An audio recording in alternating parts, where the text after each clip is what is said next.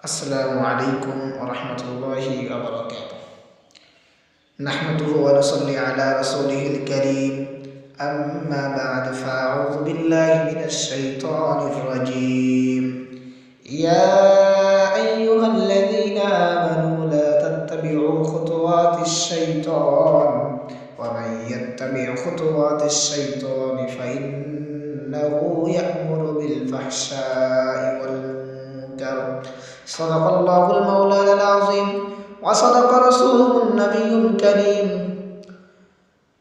সমস্ত প্রশংসা সেই মহান রব্বুল আলামিনের জন্য, যিনি আমাদেরকে এই রমাদান মাসে রোজা রেখে ইবাদত বন্দেগী করার মতো তৌফিক দান করেছেন। সকলে বলি অন্তরের অন্তরস্থল থেকে আলহামদুলিল্লাহ, এবং দরুদ ও রহমত বর্ষিত হোক সেই বিশ্ব মানবতার প্রতি, যার উছিলায় আমরা মুসলমান হতে পেরেছি এবং মুসলমান হয়ে আমরা সমস্ত নবীদের উম্মতের থেকে শ্রেষ্ঠ উম্মত হতে পেরেছি এবং অন্যান্য নবীরা আমাদের নবীর উম্মত হতে চেয়েছিল। এই কারণে আমরা সেই নবীর প্রতি দরুদ পড়ি। সকলে বলি সাল্লাল্লাহু আলাইহি ওয়াসাল্লাম। সম্মানিত মুআজ্জাজ মুহতারাম হাজিরিন, আজকে আমার বিষয়বস্তু হচ্ছে গণমাধ্যম বা মিডিয়ার মাধ্যমে যে আমাদের গুনাহ হয়, এই নিয়ে কিছু বলার চেষ্টা করব। আমা তৌফিক ইল্লা বিল্লাহ।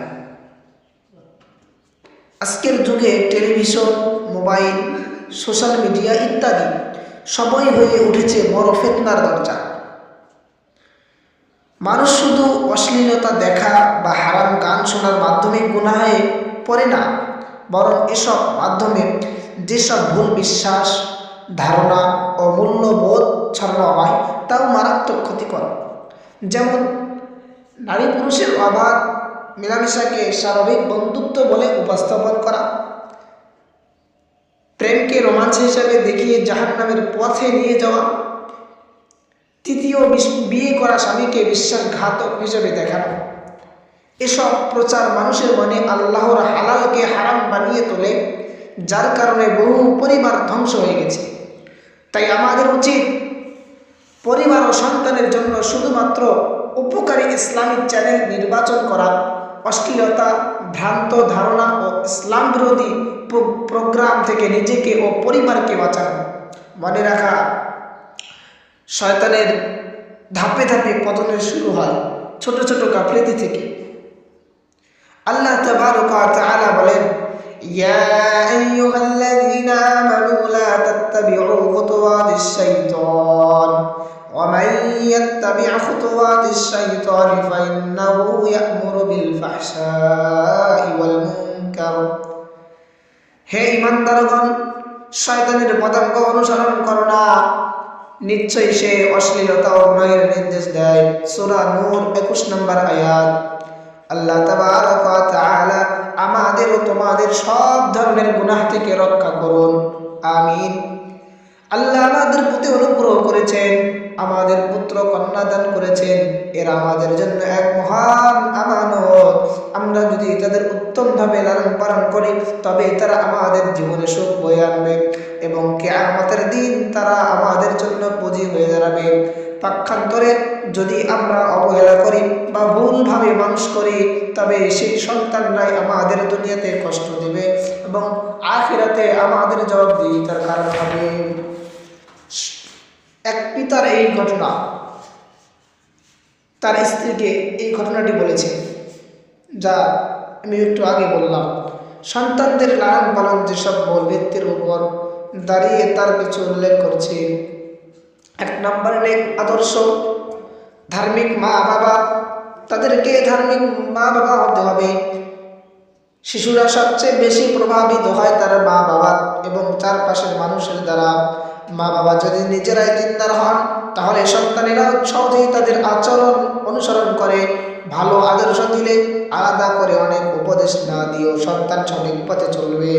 আর যদি আপনি ভালো আদর্শবান করতে না পারেন, আপনি যদি নিজে না হন, তাহলে আপনার সন্তানও কখনো ভালো আদর্শবান হতে পারবে না। আপনার সন্তানও আপনারই পথ ধরবে, আপনি যেই পথে চলবেন আপনার সন্তানও সেই পথে চলবে। 2 নম্বর, সুশিক্ষা ও ইসলামী পরিবেশে গড়ে তোলা। কোরআন হিফজ ও তার অর্থ বোঝা, সালাত সময় মতো আদায় করা, আল্লাহর স্মরণে অভ্যস্ত হওয়া, ইমানদারদের ভালোবাসা আর কুফরের প্রতি ঘৃণা, সদাচরণ ও সত্যবাদিতা, ন্যায়পরায়ণতা, মিথ্যা, গীবত, হিংসা ইত্যাদি থেকে দূরে রাখা।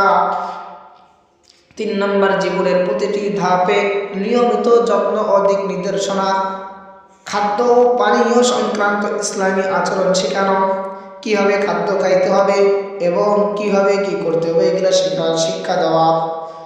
ভালোবাসা ও আবেগিক নিরাপত্তা দেওয়া, বিশেষ করে শৈশবে তাদের পড়াশোনার প্রতি মনোযোগ, স্কুলে খোঁজ নেওয়া, হোমওয়ার্কে সহায়তা, বয়স সন্ধিকালে বন্ধু হয়ে ওঠা, যেন তারা নিজেদের সমস্যাগুলো বাবা মাকে বলে। বিয়ের ক্ষেত্রে সহায়তা, যেন তারা হারাম পথে না যায়। অন্যান্য প্রয়োজনীয় যত্ন ও সহমর্মিতা। 4 নম্বর, ইসলামী পরিবেশে রাখা, ইসলামী পরিবারের সাথে সম্পর্ক রাখা, যাতে তাদের বন্ধু বান্ধবরাও দিনদার হয়, তাহলে তারা খেলাধুলা, আড্ডা সবকিছু নিরাপদ পরিমণ্ডলে করবে। 5 নম্বর, পারিবারিক কলহ সন্তানের চোখের আড়ালে রাখা। বাবা মার মধ্যে ঝগড়া হলে তা যেন সন্তানের সামনে না হয়, এমন পরিস্থিতি তাদের মানসিক সুস্থতাকে মারাত্মকভাবে ক্ষতিগ্রস্ত করে।